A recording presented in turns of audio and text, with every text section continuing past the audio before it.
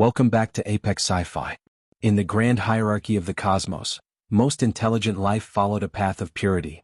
As civilizations advanced, they viewed biology as a series of errors to be corrected. They terraformed their worlds into sterile gardens. They scrubbed their atmospheres of every stray spore, every virus, and every bacterium. To the great empires of the inner rim, a single stray microbe is a tragedy, a failure of engineering. Their bodies are masterpieces of clean, predictable biology, protected by layers of synthetic immunity and nanoscopic filters. They live in a world of clinical perfection. Then they found Earth. Earth is not a garden.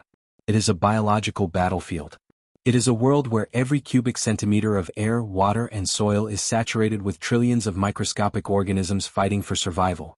Humans did not evolve in spite of these microbes. We evolved because of them. We are not single organisms. We are walking ecosystems. Every human carries more bacterial cells than human cells.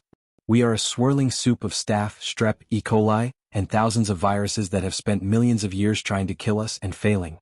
To us, a sneeze is a minor annoyance. To the rest of the galaxy, a human sneeze is a level 5 extinction event.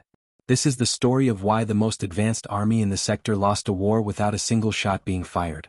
The invasion of the Terran Research Station, the ISS Pasteur, was led by the Vardan Highguard.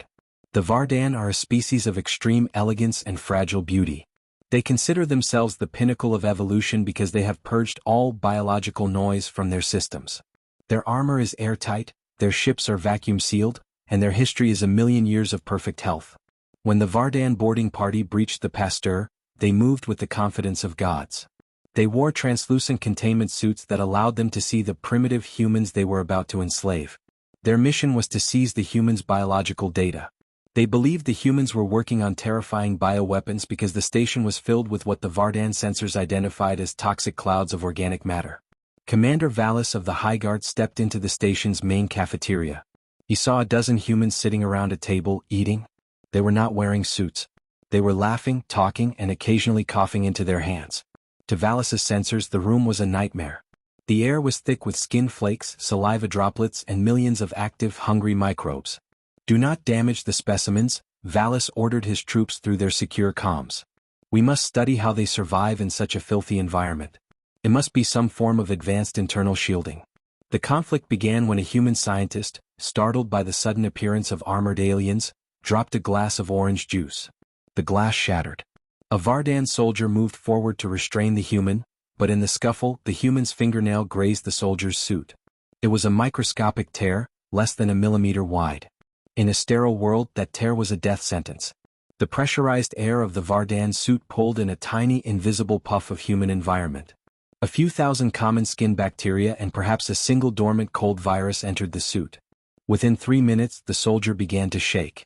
His internal sensors flared red. Error. Unknown biological agent detected. The soldier's immune system, which had never encountered anything more aggressive than a dust particle, had no idea how to react. The common human microbes found the warm, nutrient-rich, and completely undefended environment of the Vardan body to be a paradise. They began to multiply at a rate that defied Vardan science. "Commander, my lungs are filling with fluid." The soldier shrieked before collapsing. Valis watched in horror as his elite squad began to fall one by one.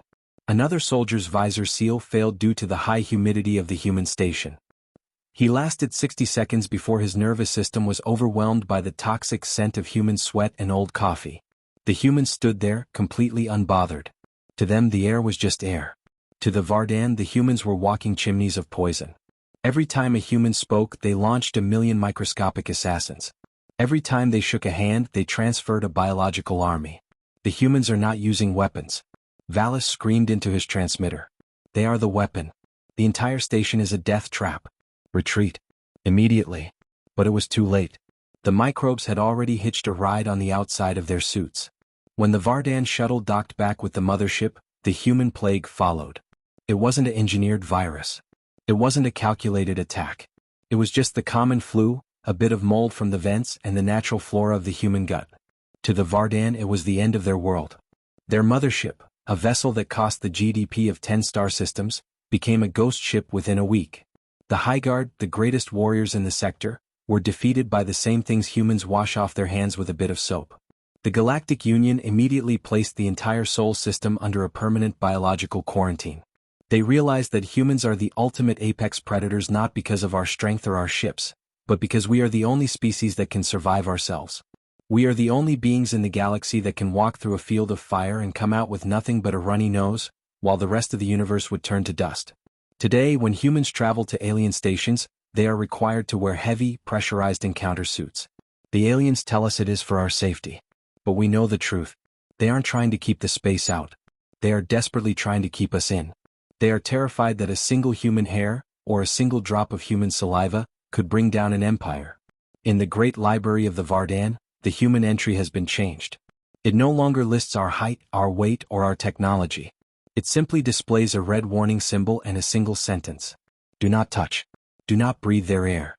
They are the walking death and they don't even know they are killing you. This has been Apex Sci-Fi. We are the filth of the stars and that is why we are invincible. If you have ever survived a flu and felt like a champion, hit that like button. Your internal army is the strongest in the galaxy. Comment below. If you were an alien, what would be the most terrifying thing about human biology? Subscribe. And remember, wash your hands but know that you are already the most dangerous thing in the room. Bio readings normal. Stay toxic.